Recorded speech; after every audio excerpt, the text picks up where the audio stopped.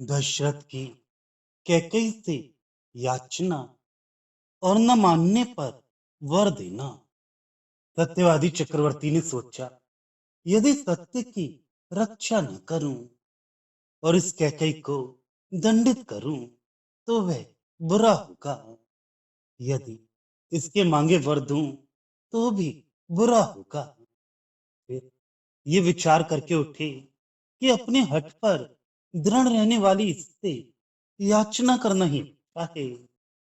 आलानी स्तंभ को भी तोड़ देने वाले मत्ते भरे गज जैसे राजा लोग अहमका से आकर जिन दशरथ के चरणों को प्रणाम करते थे, वे दशरथ ये सोचकर कि जिस प्रकार अपराधों को दूर करने के लिए वे त्रिदंड को धारण करना उचित ही होता है, उसी प्रकार भावी हित को सोचकर क्षमा धारण करना भी उचित है।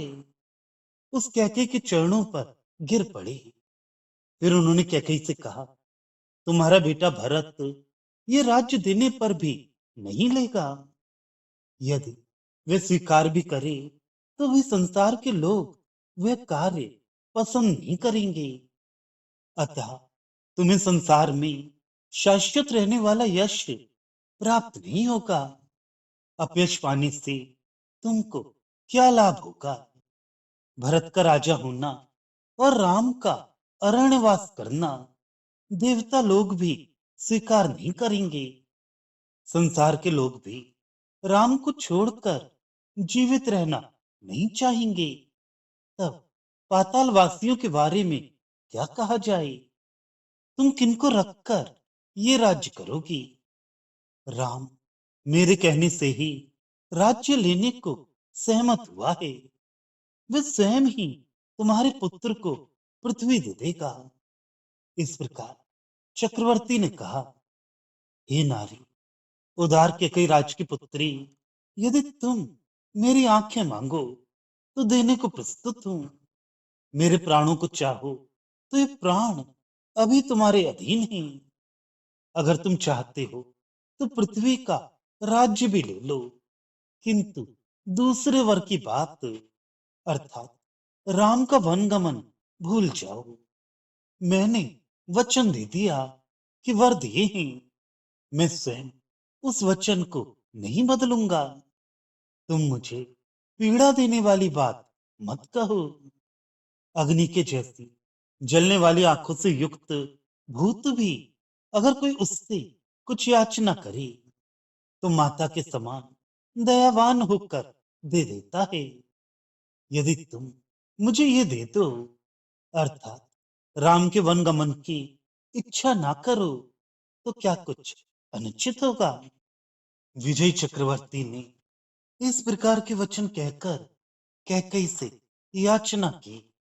फिर भी अपना उपमान न रखने वाली अति कठोर कैकई का मन नहीं बदला।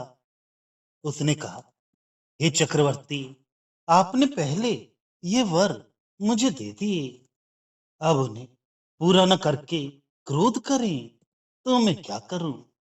अब संसार में सत्यवादी कौन रह जाएगा।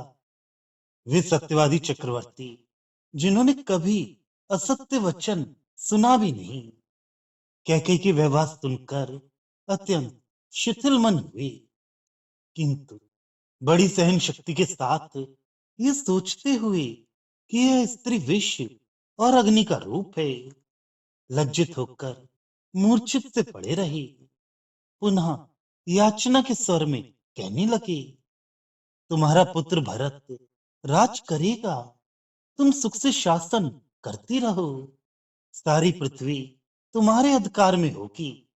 मैंने दे दिया, मैं अपने वचन वापस नहीं लूंगा, किंतु मेरे पुत्र, मेरे नेत्र, मेरे प्राण, सब प्राणियों के लिए पुत्र के समान हितकारी मेरे राम को इस देश को छोड़कर अरण्य में जाने ना दो। मेरी इस याचना को तुम स्वीकार करो। मैं ये देखकर कि सत्य ही मेरी जड़ खोद रहा है, अत्यंत दुखी हो रहा हूं। मेरी जीव सूख रही है। ऐसी दशा में यदि कमल पाणी राम मेरे सम्मुख से हट जाएगा तो मेरे प्राण नहीं बचेंगे। अतः हे नारी, मेरे प्राण तुम्हारी शरण में हैं। इस प्रकार विनती करने वाले चक्रवर्ती के मधुर वचनों को नहीं मानने वाली कैकेयी का क्रोध कुछ भी कम नहीं हुआ। उसका हृदय काठ के जैसा था। उसे लज्जा नहीं हुई। उसने अपने अपयश की परवाह नहीं की और कहा, हे अनेक बाणों को रखने वाले, आपका एक कथन कि आपके पूर्व दिए वर को मैं स्वीकार न करके छोड़ दूं, अधर्मी तो है। आप ही कहिए। उस क्रूर नारी ने जब यूं कहा तब वे उत्तम कुल के क्षत्रिय दशरथ यह कहकर कि यदि मेरा ज्येष्ठ पुत्र क्रीट धारण ना करके कठोर कंकड़ों से भरे अरण्य में जाएगा तो उसके वियोग में निश्चय ही मेरे प्राण भी मुझसे वियुक्त हो जाएंगे। वज्राहत पर्वत के समान धरती पर गिर पड़े। चक्रवर्ती पृथ्वी पर गिरे। गिरकर दारुण दुख के समुद्र में डूब गए।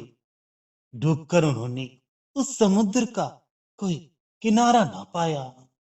कोई किनारा ना पाकर क्रूर वचन वाली, अपनी वाणी से हृदय को तोड़ने वाली कैकेयी के क्षुद्र स्वभाव को देखकर अत्यंत शोक से पृथ्वी पर लौट गए।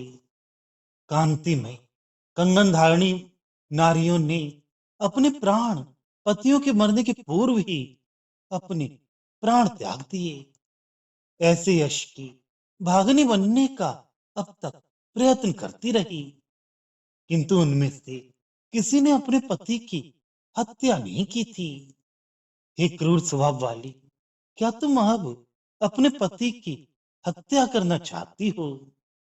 तुमने अपराध होने की चिंता नहीं की। सतकुल जात स्त्रियों के धर्म का विचार नहीं किया। मेरे प्रति दया रखकर मुंह से आह तक नहीं निकालती। तुम्हारे हृदय में करुणा नहीं है।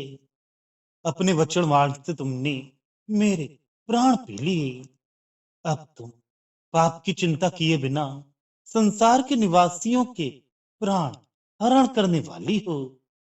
वही स्त्रियां उत्तम होती हैं जिनमें लज्जा, सरलता, संकोच आदि महत्व को बढ़ाने वाले गुण रहते हैं।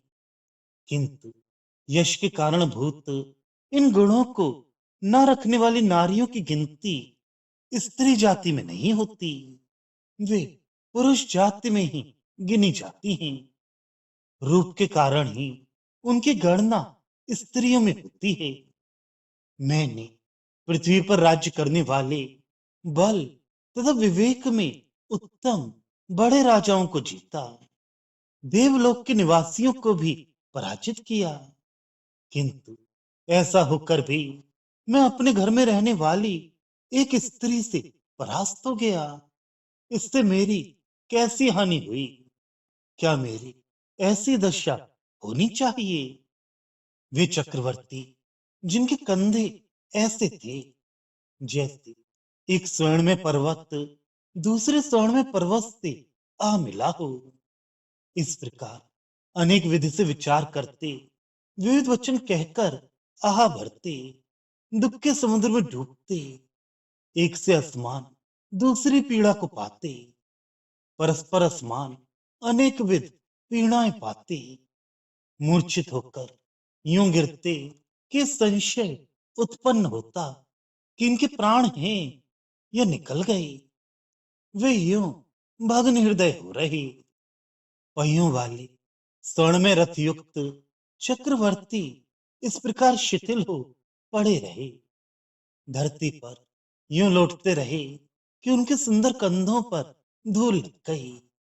ऐसे समय में करुणाहीन उस कैकेयी ने कहा, हे सुंदर विजय मालाधारी राजन, यदि मैं अपने वर यथाविध नहीं प्राप्त करूंगी तो अपने प्राण त्याग दूंगी।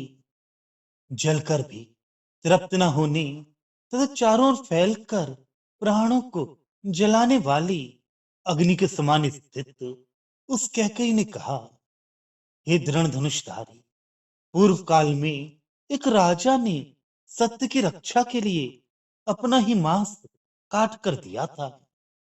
उसके वंश में उत्पन्न होकर आप यदि वर देकर भी उनको पूर्ण करने के लिए दुखी हो, तो इससे बढ़कर और क्या होगा। तब बलवान चक्रवर्ती ने ये सोचकर कि कहीं ये पापिन अपने प्राण त्याग न कर दे, कहा, मैंने वर दे दिए, दे दिए। मेरा बेटा अरण्य में शासन करेगा और मैं मरकर स्वर्ग में राज्य करूंगा। तुम चिरकाल तक अपने पुत्र के सहित अपयश रूपी समुद्र का पार न पाकर उसी में डूबती रहोगी, डूबती रहोगी। अपना ये वचन पूरा कराने के पूर्व ही वे काटने वाले तीक्ष्ण करवाल जैसी पीड़ा के अपने मन में प्रविष्ट हो जाने से अत्यंत व्याकुल हुए, संभल ना सके और निष्क्रिय पड़े रहे। कैकई अपनी इच्छा पूर्ण होने से संतुष्ट होती हुई निंद्रालीन हो गई।